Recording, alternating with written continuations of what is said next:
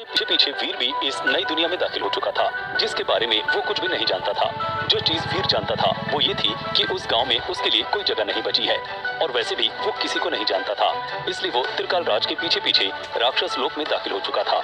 आखिर कैसी जिंदगी इंतजार कर रही थी वीर के लिए। त्रिकाल राज के पीछे पीछे आते हुए वीर ने आसपास नजर घुमाई। अगर ये राक्षस लोक था तो ये बिल्कुल भी वैसा नहीं था जैसी उम्मीद उसने की थी। वीर ने जो कहानियां सुनी थी उसके मुताबिक राक्षस लोक में चारों तरफ इंसानों की हड्डियों के ढांचे पड़े होने चाहिए थे और खून ही खून नजर आना चाहिए था, लेकिन उसके आसपास सिर्फ और सिर्फ शांति छाई हुई थी, जैसे वो किसी अनजान इंसान के घर में आ गया हो और घर में कोई भी ना हो। त्रिकाल राज आगे बढ़ रहे थे और मन में ढेरों सवाल लिए। वीर ने उनकी तरफ देखा तो वो बोला, मैं जानता हूँ कि तुम क्या सोच रहे हो। वीर तुरंत ही बोला, तो उसका जवाब भी दे दीजिए। त्रिकाल राज मुस्कुराते हुए बोले, यहाँ आसपास कोई खून के धब्बे और इंसानी कंकाल न दिखने का कारण ये है कि महाराज भैरव की मृत्यु हुई कई सदियां बीत चुकी हैं और अब इस राक्षस लोक में उनकी ज्येष्ठ पुत्री का शासन चलता है। वीर कुछ देर सोचकर बोला, लेकिन उनकी बेटी भी तो राक्षसी हुई ना।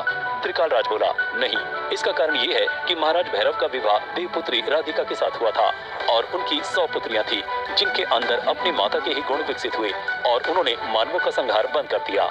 वीर के मुंह से निकला, ओह, यानी कि मेरे पूर्वजों के कारण उनकी राक्षसी प्रवृत्ति शांत हो गई क्योंकि उन्होंने राक्षस राज भैरव को बचाया था। त्रिकाल राज ने जवाब दिया, इसका मुख्य कारण तो मुझे भी नहीं पता, लेकिन शायद तुम ठीक कह रहे हो। वीर मन ही मन मुस्कुराया। चारों तरफ फैले हुए अंधेरे में भी एक रोशनी नजर आ रही थी। ध्यान से देखने पर वीर ने पाया कि वो रोशनी उनके सामने बने हुए बड़े से किले से निकल रही थी। इस लोक में वीर के लिए ये समझ पाना मुश्किल था कि टाइम क्या हो रहा था, लेकिन उसे इतना पता था कि उसे यहाँ आए ज्यादा टाइम नहीं हुआ है। त्रिकाल राज को देखते ही दो राक्षसों ने किले का द्वार खोल दिया, लेकिन वीर को देखते ही दोनों की भवें तन गई। बावजूद इसके त्रिकाल राज के वहाँ होने के कारण दोनों ने कुछ नहीं कहा और दोनों किले के अंदर आ गए। किले के अंदर आते हुए त्रिकाल राज ने एक औरत को अपने पास बुलाया और बोले, इस बच्चे को रसोई घर में ले जाओ और विशेष ध्यान रखना कि वहाँ ले जाते वक्त कोई इसे तंग न करे। औरत ने एक नजर वीर की तरफ देखा और त्रिकाल राज से बोली, जो आज्ञा महात्मन। औरत दिखने में बेहद खूबसूरत नजर आ रही थी और वीर को लगने लगा कि शायद त्रिकाल राज ने उसके साथ कोई मजाक किया है, क्योंकि अगर ये राक्षस लोग था तो दोनों दरबान राक्षस क्यों नहीं लग रहे थे, और न ही औरत जो उसे लेकर रसोई घर जा रही थी। और सबसे बड़ी बात कि राक्षसों को रसोई घर की क्या जरूरत है, वो तो खुद ही इंसानों और जानवरों को खाते हैं। न जाने क्या क्या उसके दिमाग में चल रहा था। उसने अपने आगे चल रही औरत से कहा, नमस्ते, मेरा नाम वीर है। सामने चल रही औरत कुछ पल के लिए चौंक गई, फिर बोली, मुझे तामसी कहते हैं। वीर ने बस धीरे से सिर हिलाया और बोला, क्या ये राक्षस लोग है? तामसी बिना उसकी तरफ देखे ही बोली, महात्मन तुमसे झूठ क्यों कहेंगे? वीर से जवाब देते न बना। कुछ देर शांति रहकर उसने दोबारा पूछा, अगर ये सच है तो आप मुझे किसी राक्षसी की तरह क्यों नहीं दिख रही? तामसी मुस्कुराई, शायद पहली बार। वीर कुछ पल के लिए उसकी मुस्कान पर मोहित हो गया। तामसी बोली, अब कुछ भी पहले जैसा नहीं रहा है। महाराज भैरव की मृत्यु के पश्चात उनकी ज्येष्ठ पुत्री और अब हमारी महारानी कनिका ने यह शासन करना शुरू किया। वो नहीं चाहती थी कि हम सभी वही करें जो हमारा भाग्य है। महारानी के मुताबिक हमें अपना भाग्य खुद लिखना चाहिए। वीर चुप रहा। या तो उसे तामसी की बातों पर भरोसा नहीं था, या शायद वो उसकी बातें ही नहीं समझ पा रहा था। वजह जो भी हो, इस वक्त तो वीर चुप ही रहा। जल्दी दोनों रसोई घर के बाहर खड़े थे। तामसी ने आवाज लगाई तो दो लड़के तुरंत ही बाहर निकल आए। एक बेहद पतला तो एक थोड़ा सा मोटा था। तामसी उन्हें देखते ही बोली, ये इंसान अब हमारे साथ यहीं रहेगा, इसके रहने का और कुछ खाने का इंतजाम कर देना। इतना कहकर तामसी मुड़ी और बाहर निकल गई। वीर उसे जाते हुए देखता रहा। तभी किसी ने उसके कंधे पर हाथ रखा और वो पीछे पलटा। पतला लड़का बोला, सदियों में पहली बार कोई मनुष्य यहाँ तक आया है, तुम्हें यहाँ तक आने का रास्ता कैसे पता चला? वीर के चेहरे पर कोई डर नहीं था, बल्कि वो आराम से बोला, मेरा नाम वीर है और महात्मा त्रिकाल राज मुझे यहाँ लेकर आए हैं। पतले लड़के ने दोबारा सवाल किया, वो तुम्हें यहाँ क्यों लाए हैं? वीर कोई जवाब देता उसके पहले ही मोटे लड़के ने उसके कंधे पर हाथ रखा और बोला, वीर बहुत अच्छा नाम है, मेरे भाई की बातों का बुरा मत मानना, वो बस तुम्हारे साथ मजाक कर रहा है। इतना सुनते ही पतला लड़का मुस्कुरा दिया। वीर अब भी कुछ नहीं बोला। मोटा लड़का बोला, मेरा नाम सत्तू है और मेरे भाई का नाम रक्ष है। कहते हुए सत्तू ने पतले लड़के की तरफ इशारा किया। वीर को थोड़ा आश्चर्य तो हुआ कि राक्षस लोक में कोई रक्ष नाम क्यों रखेगा, लेकिन वो कुछ नहीं बोला। सत्तू ने रक्ष से कहा, खाना बन चुका है, चलो इसे परोस कर आते हैं। फिर वीर से बोला, जब तक हम ना आए तुम कहीं मत जाना। वीर ने सिर हिलाया और दोनों भाई खाना लेकर बाहर निकल गए। पीछे वीर रसोई घर में इधर उधर नजर घुमाने लगा। सामने ही ढेर सारे तरह तरह के पकवान नजर आ रहे थे और फल भी।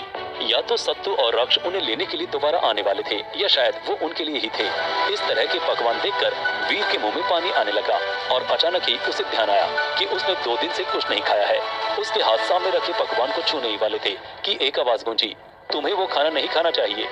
वीर आवाज की दिशा में मुड़ा तो कुछ पल के लिए उसका मुंह खुला ही रह गया। राक्षस लोक में शायद कोई परी आ गई थी। कम से कम वीर को तो यही लगा था। लड़की का चेहरा किसी परी की तरह खूबसूरत था, होठ गुलाबी और इस वक्त मुस्कान लिए हुए थे। साथ ही वीर ने पहली बार किसी लड़की को नीली आंखों के साथ देखा था। उसकी आंखें बेहद गहरी और नीली थी और ये बात इसलिए भी खास थी क्योंकि अब तक वीर जितने भी लोगों से मिला था उनमें वो लड़की पहली थी जिसकी आंखें लाल नहीं थी। लड़की बोली, वो खाना तुम खा नहीं पाओगे। वीर एक झटके से सम्मोहन से जागा, फिर गहरी सांस छोड़ते हुए बोला, ठीक है, बस मुझे भूख लगी थी। लड़की मुस्कुराई। वीर उसकी तरफ देखने लगा तो बोली, मेरे साथ आओ। इतना कहते ही लड़की मुड़ी तो वीर बोला, लेकिन सत्तू ने मुझे यहाँ से जाने के लिए मना किया है। लड़की ने पलटकर कोई जवाब नहीं दिया। आखिर वीर ने एक गहरी सांस ली और उसके पीछे चल दिया। दोनों ने रसोई घर से बाहर निकलकर एक छोटी सी गली के जरिए उस किले के बगीचे में पहुंच गए। वीर के लिए ये दृश्य सच में बेहद खूबसूरत था। लगता था जैसे चांद की रोशनी उस वक्त वहां मौजूद पेड़ों पर पड़ रही हो, लेकिन आसमान में न तो चांद था और न ही सूरज। वीर बुदबुदाया, वाह कितना। घूमते हुए उसकी नजर उस नीली आंखों वाली लड़की पर पड़ी और वो बोला, खूबसूरत नजारा है। लड़की ने ये सुना तो पलटकर वीर पर नजर डाली। रोशनी में वो लड़की बेहद खूबसूरत दिख रही थी। सफेद रंग के कपड़े पहने वो सच में किसी परी की तरह दिख रही थी। उसके लहराते बाल हवा में उड़ रहे थे और उसके गुलाबी होठ मुस्कुरा रहे थे। लड़की बोली, तुम्हें पेड़ पर चढ़ना आता है? वीर का ध्यान उसके चेहरे से हटा और वो तुरंत बोला, हाँ आता है ना। लड़की ने एक बड़े से पेड़ की तरफ इशारा करते हुए कहा, ये इस लोक का कल्प वृक्ष है। इंसानों के लिए सिर्फ इसी पेड़ के फल खाने लायक हैं। वीर थोड़ा आश्चर्यचकित होकर बोला, कल्प वृक्ष? लड़की ने बस धीरे से हाँ में सिर हिलाया और बोली, इस पेड़ से तुम जो चाहे वो फल खा सकते हो, बस इस बात की अनुमति तुम्हें महात्मा त्रिकालराज से लेनी होगी। वीर तुरंत बोला, लेकिन अभी क्या करूं? लड़की ने हल्की सी छलांग लगाई और एक फल को तोड़ दिया। फिर वीर की तरफ फल बढ़ाते हुए बोली, ये लो, आज मैंने इसे तोड़ा है इसलिए तुम्हें कोई परेशान नहीं करेगा, लेकिन अगली बार तुम्हें इसकी अनुमति लेनी होगी। वीर ने हाथ बढ़ाया और उसका हाथ उस नीली आंखों वाली लड़की की कलाई को छू गया। एक तेज बिजली का झटका वीर के शरीर में दौड़ गया और जैसे ही उसकी नजर लड़की से मिली तो वीर ने पाया कि अचानक ही लड़की के गालों पर गुलाबी रंग बढ़ गया है। उसने वीर के हाथों में सेब रखे और तुरंत ही अपना हाथ छुड़ाकर पीछे हट गई। फिर कुछ कहता उसके पहले ही उसके कानों में आवाज पड़ी, तुम इस बगीचे में क्या कर रहे हो? वीर आवाज सुनकर अचानक ही पलटा। सामने सत्तू और रक्ष खड़े थे और उसे ही देख रहे थे। सत्तू बोला, शायद तुम्हें पता नहीं है कि किसी का भी यहाँ आना वर्जित है। वीर ने कुछ कहने के लिए मुंह खोला ही था कि रक्ष ने उसके हाथों में सेब देखे। रक्ष ने गुस्से में कहा, तुमने बिना अनुमति के ये फल क्यों तोड़े?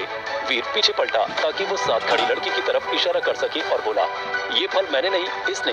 वीर जैसे ही पलटा तो पाया कि वहाँ कोई नहीं था। उसकी आंखें आश्चर्य से फटी रह गई। वो तेजी से इधर उधर देखने लगा और बोला, वो लड़की कहाँ गई? रक्ष गुस्से में बोला, कौन सी लड़की? वीर बेचैन होकर बोला, अरे वही, उसी ने तो मुझे फल तोड़ कर दिए थे। रक्ष गुस्से में आगे बढ़ा, लेकिन तभी सत्तू ने उसका हाथ पकड़ा और बोला, कोई बात नहीं, तुम रसोई घर में जाओ, हम भी वहीं आते हैं। रक्ष कुछ बोलने को हुआ लेकिन सत्तू ने इशारे से चुप रहने को कहा। वीर आखिर वहां से वापस अंदर चला आया, ये सोचते हुए कि एक ही पल में वो परी जैसी दिखने वाली लड़की कहाँ गायब हो गई थी।